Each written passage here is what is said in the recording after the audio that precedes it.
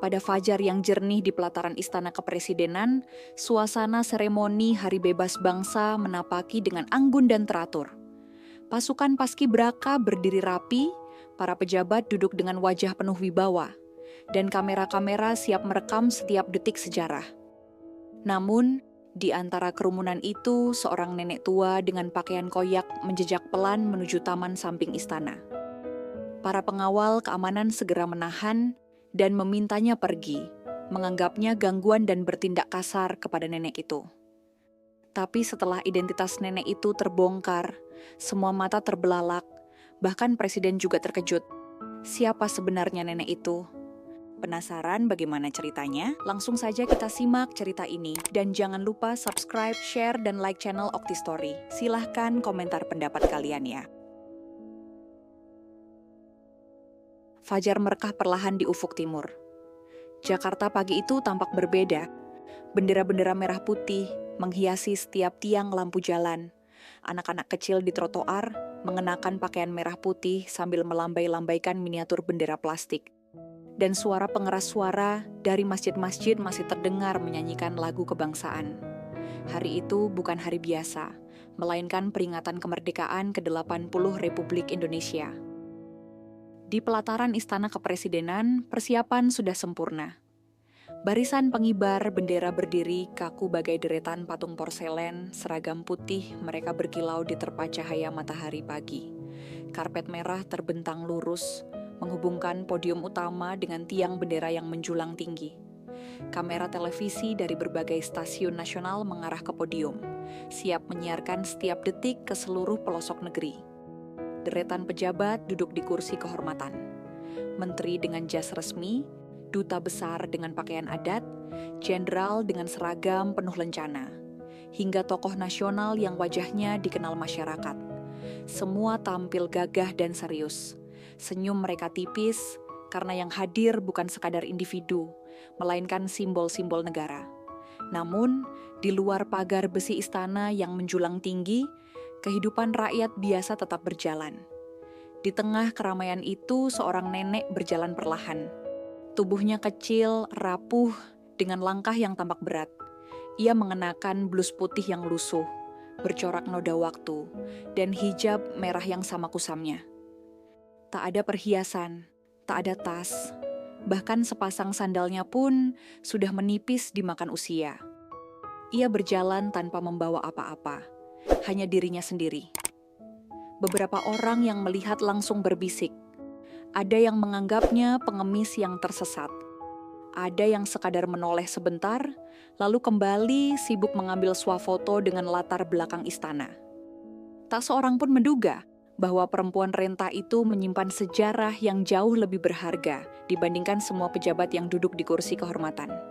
Nenek itu terus berjalan, langkahnya menjejak pelan, namun penuh keyakinan. Ia melewati gerbang belakang dengan mudah. Tidak ada yang menahannya. Tubuhnya yang ringkih dianggap tidak berbahaya. Padahal ia membawa sesuatu yang jauh lebih kuat daripada senjata. Ia membawa kenangan, sumpah, dan ruh perjuangan yang tak lekang waktu.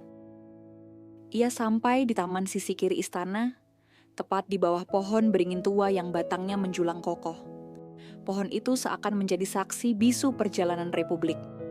Dari titik itu, tiang bendera tampak jelas. Matanya yang berkabut usia menatap kain merah putih yang masih terikat rapat, menunggu untuk dikibarkan. Senyum tipis mengembang, lalu sebuah bisikan lirih terucap. Wahai bendera kebangsaanku, aku datang kembali.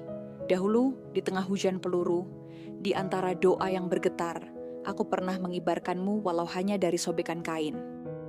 Hari ini aku hadir untuk menyaksikan engkau kembali naik, seperti janji yang dulu kami ikrarkan. Air matanya menetes, ingatannya kembali ke masa lampau. Saat usianya masih belia, ia ikut menyelundupkan senjata dengan menyamar sebagai pedagang kecil. Ia pernah menempuh malam gelap dengan hanya berbekal doa, membawa surat-surat rahasia yang harus disampaikan ke pasukan gerilya. Ia masih ingat ketika kawan-kawan seperjuangannya gugur satu demi satu, tubuh mereka rebah demi merah putih tetap berkibar. Lamunan itu pecah ketika dua pengawal protokol menghampirinya. Salah satunya muda, wajahnya kaku, suaranya mencoba ramah meski terdengar gugup. Yang satunya lebih tua, tatapannya keras, sikapnya dingin. "Bu, Anda tidak diperbolehkan berada di sini. Ini area terbatas," ucap pengawal muda. Nyai Zahra membuka mata perlahan. Ia tersenyum, meski lelah tergambar jelas di wajahnya. "Aku hanya ingin melihat bendera itu kembali naik. Seperti dulu, di tahun 47, saat kami mengibarkannya dari menara masjid. Tak ada karpet merah, tak ada kamera. Tetapi semangat kami melampaui langit." Pengawal muda terdiam. Ia merasakan ada sesuatu yang berbeda dari cara nenek itu bicara. Tetapi rekannya maju dengan suara lantang. "Bu, jangan banyak alasan. Silakan keluar sekarang juga. Ini acara negara, bukan tempat untuk orang asing." Nenek itu tetap tak bergeming. Tatapannya hanya pada tiang bendera. "Jangan membuat keributan," bentak pengawal senior. Lalu dengan kasar mendorong tubuh rapuh itu. Tubuh Nyai Zahra jatuh terjerembab ke tanah. Suara benturannya terdengar jelas, namun upacara tetap berjalan. Sebagian orang menoleh sebentar, lalu kembali fokus ke prosesi. Namun seorang jurnalis muda memperhatikan. Ia melihat lebih dekat, matanya tiba-tiba melebar. Ada sorot mata yang tak asing. Sama seperti potret tua dalam arsip revolusi yang pernah ia pelajari. "Siapa sebenarnya nenek ini?" bisiknya penuh heran. Saat itu juga, seorang jenderal purnawirawan berdiri dari kursi kehormatan. Wajahnya pucat, tubuhnya bergetar. Ia berlari kecil mendekati nenek itu, lalu berseru dengan suara parau. "Ya Allah, ini Nyai Zahra, guru saya." Sejenak, dunia seolah berhenti. Pengawal yang tadi mendorong langsung berlutut, gemetar ketakutan. Para pejabat saling pandang, bisik-bisik pecah di antara mereka. Jurnalis sibuk mengabadikan momen itu. Jenderal itu menolong Nyai Zahra duduk dengan penuh hormat, matanya basah. Tetapi Nyai Zahra hanya tersenyum, meski darah tipis masih mengalir dari bibirnya. "Tidak apa-apa, Jenderal. Mereka tidak tahu. Namaku memang lama hilang dari buku sejarah. Tetapi aku tidak pernah hilang dari doa." Presiden yang baru tiba menghampiri. Wajahnya tegang, tubuhnya kaku. Ia menunduk dalam-dalam. "Maafkan kami, Nyai." Nyai Zahra menatapnya dengan sorot yang lembut namun menusuk.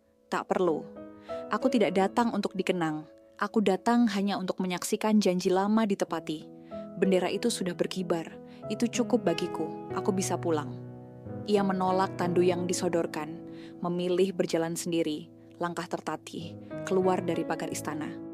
Kejadian itu menjadi berita utama. Gambar nenek renta yang terjatuh, wajahnya berlumuran darah, terpampang di layar televisi nasional. Judul besar menghiasi media.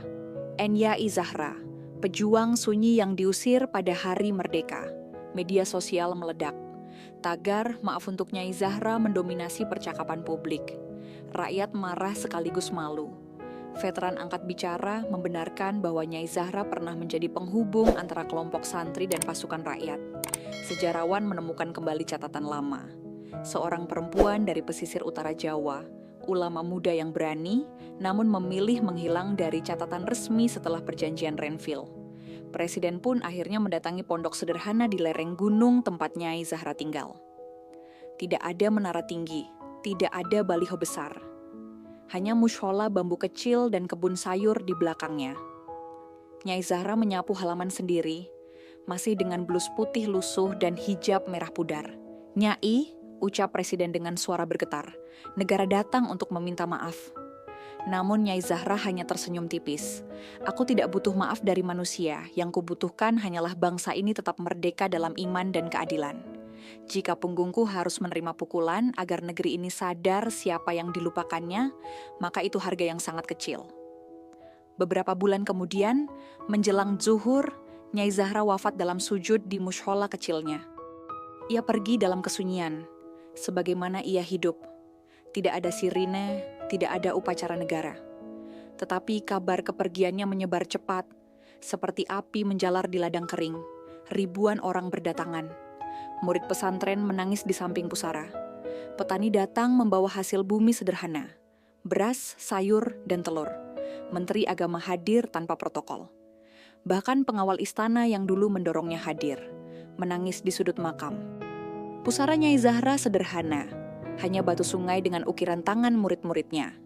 Nyai Zahra Al-Mubarokah santri merdeka, pejuang sunyi. Sejak itu, setiap 17 Agustus, murid-murid pondok itu tetap mengibarkan bendera merah putih di depan mushola kecil. Tidak ada kamera, tidak ada wartawan. Mereka berdiri hening, menunduk, memegang dada. Mereka tahu, kemerdekaan bukan sekadar seremoni, melainkan amanah yang ditebus darah, air mata, dan doa. Dan dalam keheningan itu, suara Nyai Zahra seakan masih terdengar. Jika pukulan di punggung ini bisa membuka mata bangsa atas siapa yang dilupakannya, maka harga itu sungguh kecil, sangat kecil. Kisah Nyai Zahra bukan sekadar narasi fiktif tentang seorang pejuang tua yang dilupakan dan diperlakukan semena-mena oleh generasi penerus bangsanya. Lebih dari itu, kisah ini adalah cerminan nyata dari kenyataan yang sering kali kita lupakan. Bahwa banyak pejuang sejati tidak pernah tercatat dalam buku sejarah, tidak berdiri dalam tugu, dan tidak dimakamkan di taman makam pejuang. Mereka tidak dikenal publik, tidak memiliki jabatan, bahkan mungkin hidup dan wafat dalam kesunyian. Tapi merekalah yang sesungguhnya menopang berdirinya republik ini. Nyai Zahra adalah simbol dari sosok-sosok itu. Mereka yang memilih jalan pengabdian, bukan pengakuan. Jalan sunyi, bukan sorak-sorai. Kisah ini mengangkat bagaimana simbol-simbol formal dalam seremoni kenegaraan seringkali kehilangan ruhnya. Upacara hari bebas bangsa yang anggun, teratur, dan penuh kehormatan justru menjadi panggung yang menyingkirkan orang yang benar-benar berhak berdiri di sana. Nyai Zahra, dengan pakaian kusam dan tubuh sepuh, tidak sesuai dengan estetika aturan resmi, tapi justru ia membawa esensi sejati dari hari bebas bangsa yang sedang dirayakan. Ia tidak hadir untuk disambut, bukan untuk diliput kamera, dan bukan untuk mengemis penghargaan. Ia hanya datang untuk memenuhi janji lama, melihat bendera yang dulu ia kibarkan bersama rekan-rekannya, berkibar kembali di tanah yang kini tampak asing baginya.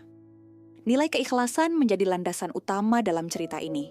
Dalam setiap langkahnya Zahra, dalam diamnya, dalam senyumnya yang tidak menuntut, dalam kata-katanya yang penuh maaf dan doa, tampak nilai keikhlasan yang sangat mendalam.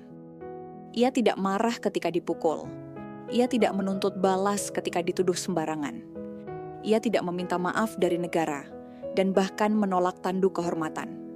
Ini adalah bentuk akhlak mulia yang langka, nilai spiritual yang tinggi dalam Islam maupun dalam nilai-nilai Pancasila. Orang yang besar adalah mereka yang mampu memaafkan sebelum diminta, dan Nyai Zahra menunjukkan bahwa pengorbanan tanpa pamrih adalah inti dari kepejuangan sejati. Selanjutnya, nilai keteguhan pada prinsip dan cinta tanah air terlihat dalam tekad Nyai Zahra untuk tetap hadir di hari-hari bebas bangsa, meski tubuhnya sudah rapuh. Ia hadir bukan karena diundang, bukan karena punya nama, tapi karena cintanya pada Indonesia tidak pernah mati. Cinta itu tidak dilandasi nostalgia atau kepentingan pribadi, tapi oleh amanah spiritual. Bahwa ia pernah berjanji, dan janji itu harus ditepati meski dunia tidak lagi mengingatnya. Inilah cinta yang tidak bersuara namun kokoh seperti gunung, yang seharusnya diwarisi oleh generasi muda hari ini. Cerita ini juga menghadirkan makna yang sangat filosofis tentang identitas, memori kolektif, dan cara kita memperlakukan sejarah. Nyai Zahra adalah representasi dari banyak tokoh marginal dalam sejarah Indonesia. Mereka yang jasanya besar, tapi tidak terpublikasikan. Ia mewakili para guru ngaji yang menyulut semangat jihad di kampung-kampung, para petani yang menyembunyikan tentara, para perempuan yang memasak untuk laskar rakyat, dan banyak lagi yang tak pernah dikenal. Kita terlalu sering menulis sejarah dari menara kekuasaan, dan lupa bahwa sejarah sesungguhnya dibentuk oleh mereka yang menapaki di bawah, di jalanan berlumpur, di hutan belantara, dan di pesantren sederhana. Makna sosial yang bisa dipetik adalah kritik terhadap cara negara memperlakukan rakyat kecil, terutama mereka yang tak punya status atau nama besar. Bagaimana mungkin negara yang merdeka atas dasar perjuangan rakyat justru mengabaikan rakyat dalam perayaannya? Insiden pemukulan di pelataran istana adalah metafora yang kuat. Betapa elitisme, birokrasi, dan aturan resmi bisa membutakan mata terhadap nilai kemanusiaan dan keadilan. Ini menjadi pengingat keras bahwa hari bebas bangsa sejati belum sepenuhnya tercapai jika keadilan masih bisa diinjak oleh kekuasaan dan kesombongan struktural. Ada pelajaran moral yang mendalam dari reaksi masyarakat setelah peristiwa itu viral. Kesadaran kolektif bisa bangkit lewat satu momen sederhana, bila ia menyentuh sisi kemanusiaan terdalam. Ketika rakyat tahu siapa Nyai Zahra sebenarnya, rasa malu, marah, dan penyesalan menjadi ledakan moral yang mengguncang kesadaran nasional. Ini adalah pelajaran bahwa kebenaran bisa dibangkitkan lewat satu ketidakadilan, dan bahwa keadilan bisa ditegakkan bukan hanya lewat hukum, tetapi lewat pengakuan, penghormatan, dan kembalinya nilai spiritual dalam kehidupan publik. Kisah ini juga mengajarkan kita untuk tidak menggantungkan definisi pejuang pada pangkat, gelar, atau sorotan media. Pahlawan sejati seperti Nyai Zahra tidak butuh pengakuan. Justru bangsa yang butuh mengakuinya kembali, agar tidak kehilangan arah. Jika bangsa ini ingin tetap tegak berdiri, maka ia harus membasuh kembali luka-luka sejarah, menghormati mereka yang terlupakan, dan memastikan bahwa seremoni Hari Bebas Bangsa bukan hanya seremoni, tapi momen kontemplasi tentang siapa yang telah gugur agar kita bisa hidup seperti hari ini. Akhir hidup Nyai Zahra menegaskan bahwa kemuliaan tidak datang dari sorotan publik, tetapi dari ketulusan yang menetap hingga akhir hayat. Ia wafat dalam sujud, di mushola kecil, dalam kesunyian yang suci. Ia tidak dimakamkan dengan aturan resmi kenegaraan, tapi ratusan ribu orang menangisinya. Ia tidak diberi gelar resmi saat hidup, tapi rakyat menyematkan sendiri. Santri merdeka, pejuang sunyi. Bahkan kerudung tuanya menjadi simbol perjuangan yang lebih kuat dari medali kehormatan. Kisah ini seolah menjadi doa panjang dari seorang murid pesantren tua kepada bangsanya. Jangan lupakan ruh Hari Bebas Bangsa. Jangan biarkan sejarah menjadi panggung yang hanya diisi oleh nama-nama besar. Dan jangan pernah menjauh dari rakyat kecil, karena dari merekalah kekuatan sejati negeri ini berasal. Setiap tanggal 17 Agustus di pondok kecil itu, murid pesantren mengibarkan bendera dengan tenang.